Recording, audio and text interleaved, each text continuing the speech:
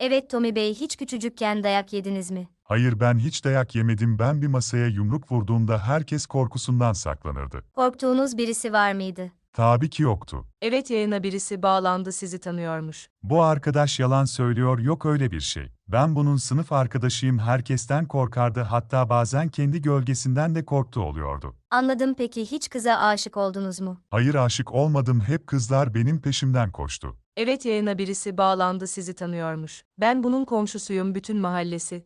Kızlara asılırdı, mahalledeki hiçbir kız yüz vermezdi bu tip size. Ama ben size aşık olmadım demedim ki. Nasıl yani? Ben bir erkeğe aşık oldum canım nancam. Biraz anlatır mısınız? İşte beraber gezdik, eğlendik. Anladım, peki gerçek adınız nedir? Asıl adım Emre, bana Cesur Emre derler. Evet, yayına birisi bağlandı, sizi tanıyormuş. Yalan söylüyor bu şahıs. Bir keresinde küçük bir çocuk önünü kesti, bu ondan bile korktu. Bir tane erkek kankisi vardı, ona asıldı, o da bundan kurtulmak için ülke değiştirdi.